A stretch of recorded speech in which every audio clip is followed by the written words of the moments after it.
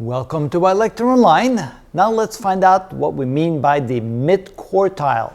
Well, first of all, let's see what it's not, because quite often the midquartile is actually confused with the median, and on the surface it seems like it should be, because you would think that the midquartile falls somewhere between Q1 and Q3, halfway in between, which is where the median falls.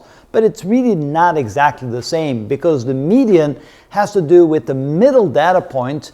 The midquartile has to do with the value of the average value of the Q1 and Q3, the first quartile and the third quartile. So in other words, what it's not, the midquartile is not equal to the median, although sometimes it does have the same value, but what it is that the average of quartile 1 and quartile 2. So we sum those two together, divide by 2. As an example, the simple data set, which has a very simple distribution. There's 13 of them. The median is right halfway in between. We have 6 data points on the left, 6 data points on the right.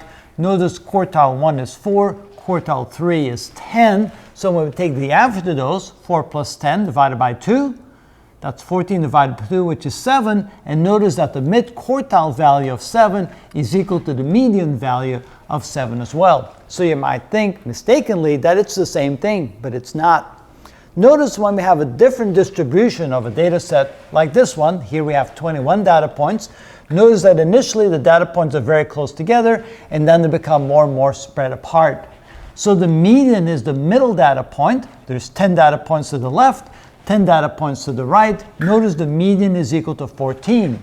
But what is the midquartile? Well, by definition, it's the sum, I should say it's the average of the two quartiles, quartile 1 and quartile 3. So we take quartile 1 plus quartile 3 divided by 2. So in this case, quartile 1 is equal to 6, plus quartile 3 is equal to 35, divided by 2. That gives us 41 divided by 2, which is equal to 20.5. And notice we get a very different value for the midquartile as compared to the median. So what the midquartile really does, it takes the first quartile value and it takes the third quartile value and after those two together.